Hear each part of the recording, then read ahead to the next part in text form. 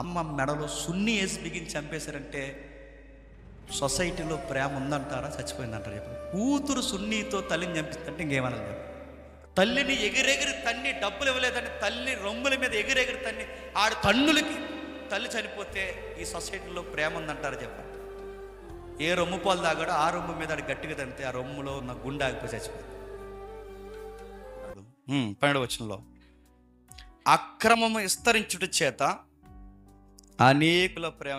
అసలు ఈ రోజుల్లో ఈ పదానికి అర్థం ఉందంటారా చెప్పండి. ప్రేమకి అర్థం ఉందా? తల్లిదండ్రుల ప్రేమలో స్వచ్ఛత ఉందా? కొడుకులు కూతుర్ల ప్రేమలో స్వచ్ఛత ఉందా? ప్రియుడు ప్రియురాల ప్రేమలో స్వచ్ఛత ఉందా? భార్య భర్తల మధ్య స్వచ్ఛమైన ప్రేమ ఉందా?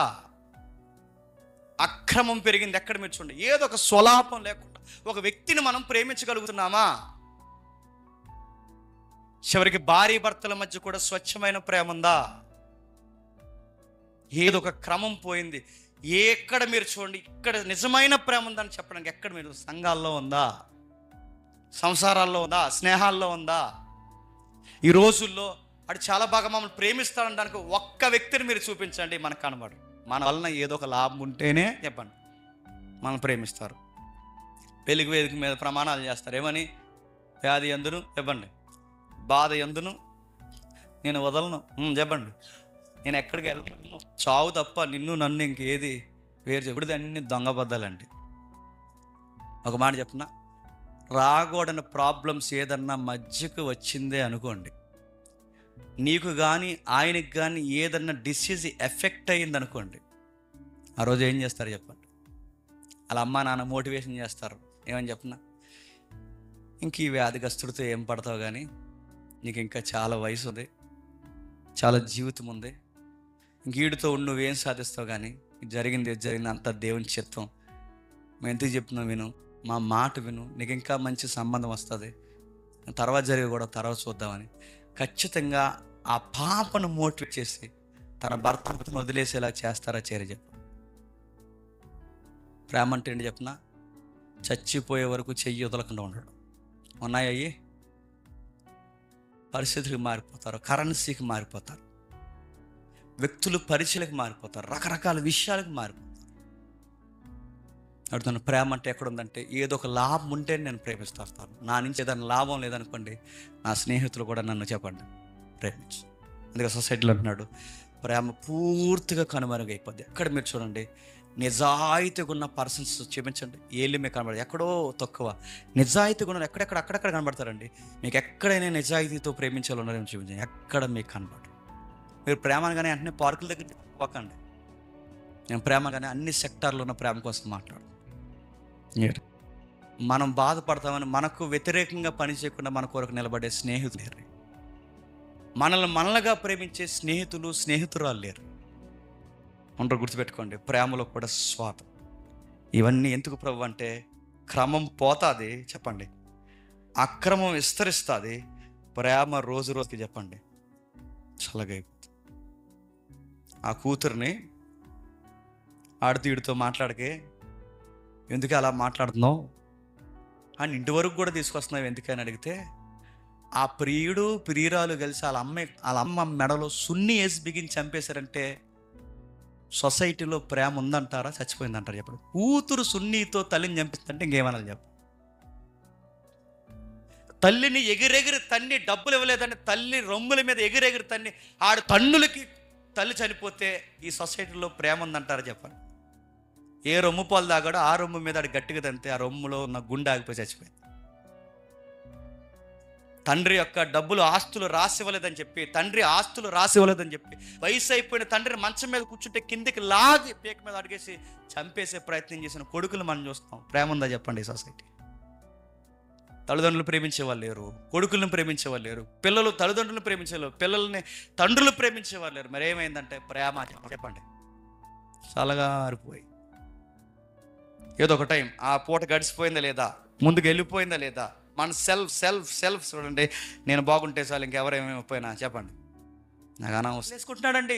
ఆ డాక్టర్ లెక్కలు వేసుకుంటున్నాడు, ఈ చదువు చదివితే మనకు నెలకి ఎంత వస్తుంది, ఈ చదువు చదివితే మనకు నెలకి ఎంత వస్తుంది అడుగుతున్నాను. రోగిని ప్రేమించి వైద్యం చేసే డాక్టర్లు ఉన్నారా? మన కిడ్నీ బాగున్నా కిడ్నీ బాగాలేదంటారు మనకి. ఆడు చెప్పిన కానీ నిజంగానే బాగోదు. బాగున్న కిడ్నీ బాగాలేదంటారు, బాగున్న లివర్ బాగాలేదంటారు, బాగున్న బిడ్డ బాగాలేదంటారు.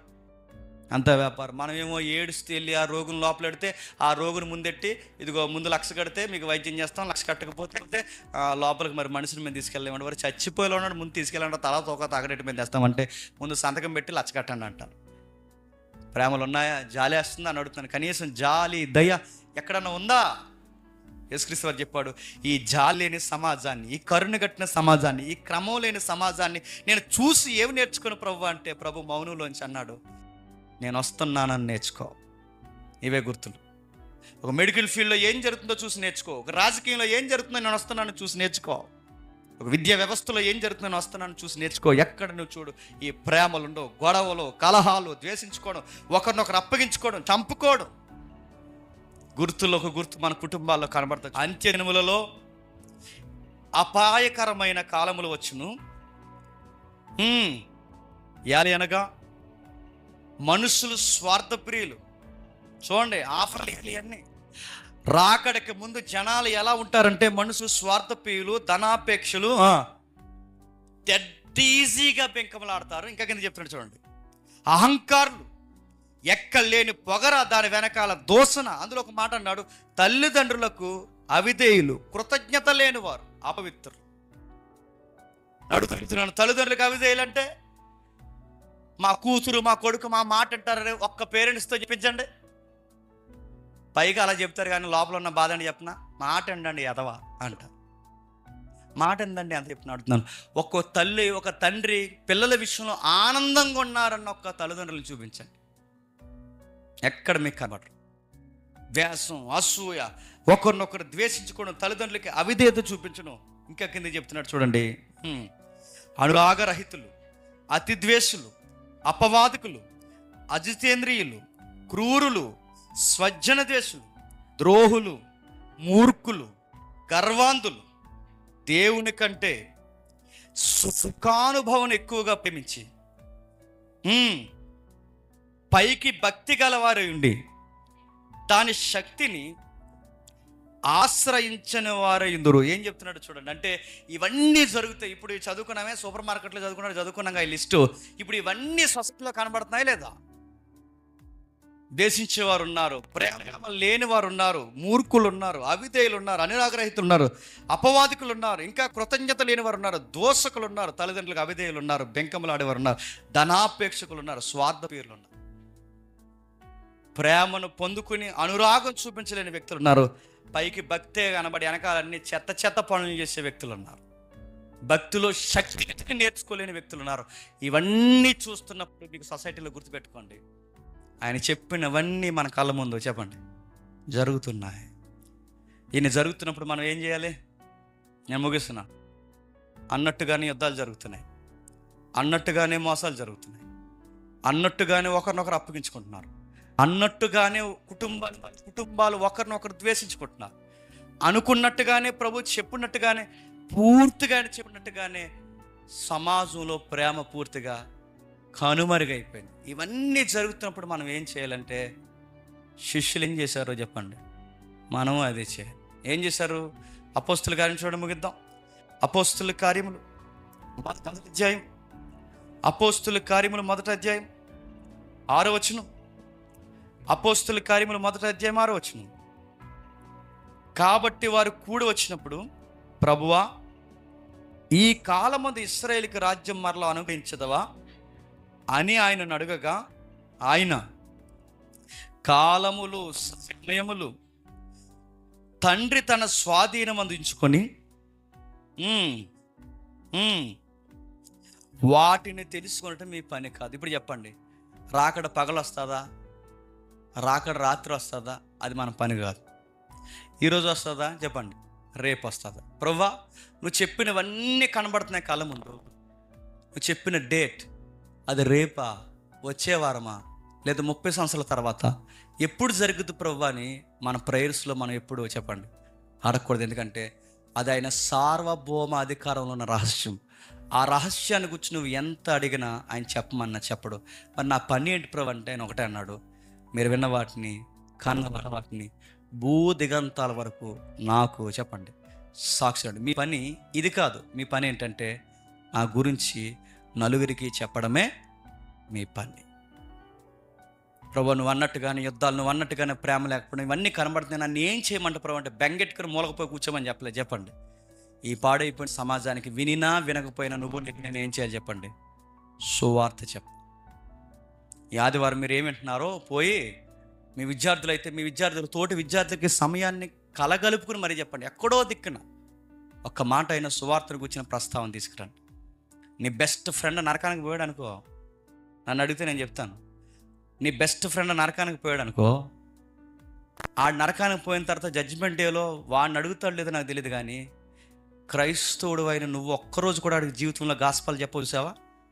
ఖచ్చితంగా నిన్ను ఆ రోజు అడుగుతాడు, గుర్తుపెట్టు. మరి ఇన్ని సంవత్సరాల వాడితో స్నేహం చేసావు, ఒక్కరోజు కూడా నువ్వు సువార్త చెప్పలేదురా నిన్ను అడగనుకుంటున్నావా? ఖచ్చితంగా అడుగుతా. నీ ఎదురింటి వాళ్ళు నరకానికి పోతే సత్యం తెలుసుకున్న మీరు ఒక్కరోజు కూడా వాళ్ళతో అడిగిట్ల మీద అన్ని ముచ్చట్లు పెట్టారు, ఒక్కరోజు కూడా మీరు సత్యం చెప్పలేదని మిమ్మల్ని అడిగితే ఆ రోజు మీరు కుటుంబంగా ఏం చెప్తారు చెప్పు? పరిస్థితులు చూస్తుంటే ఆయన సమీపమని ఉన్నట్టే కనబడుతుంది. పరిస్థితులు చూస్తుంటే మోసాలు ఎక్కువైపోయాయి. పరిస్థితులు చూస్తుంటే ఖచ్చితంగా ఆయన వస్తాడన్నట్టుగానే కనబడుతుంది. అది ఎప్పుడు వస్తాడో ఖచ్చితంగా మనకు తెలియదు. అది రాత్రి వస్తాడా పగలు వస్తాడా మనకైతే తెలియదు, కానీ పక్కాగా మాత్రం చెప్పండి వస్తాడు. ఆయన వచ్చేంత లోపు నేను ఏం చేయాలి ప్రభు అంటే నా గురించి ఊరు వాడ చెప్పుకుంటా చెప్పండి. తిరగండి. మీ ఉద్యోగాలైనా నా గురించి చెప్పండి, మీ చదువులైనా నా గురించి చెప్పండి, మీ వ్యాపార లావాదేవీలైనా ఎన్నో ఉన్నా ఎంత బిజీ అయినా నా గురించి చెప్పుకుంటూ తిరగండి. నేను వస్తాను, చిన్న మంద, భయపడకు. ఇవన్నీ జరుగుతున్నప్పుడు నీకు ఏం కాదు, ఒకరోజు నేను తీసుకుని వెళ్ళడానికి నేను త్వరలోనే రాబోతున్నాను. సెకండ్ కమింగ్ అంటున్నారంటే దాని ముందు ఏ కమింగ్ జరిగిందని చెప్పండి? ఫస్ట్ కమింగ్ జరిగింది. ఫస్ట్ కమింగ్ జరుగుద్దని వచనాలన్నీ చెప్పాడు, ప్రవచనాలన్నీ నెరవేరాయి. ఫస్ట్ కమింగ్ జరిగింది. ఫస్ట్ కమింగ్లో వెళ్ళిపోతూ సెకండ్ కమింగ్ కూడా జరుగుద్ది అన్నాడు. ఆ ప్రవచనాలన్నీ నెరవేరిపోతున్నాయి అన్నట్టుగా కనబడుతున్నాయి. అవి నెరవేరిన వెంటనే ఇంకా జరగాల్సింది మిగిలింది ఒకటే చెప్పండి. ఆయన సమీపమనే వస్తాడు, వచ్చేస్తాడు. ఆ వచ్చిన తర్వాత ఆయన ఎదుట ఎలా నిలబడతావో నిన్ను నువ్వే పరీక్షించు.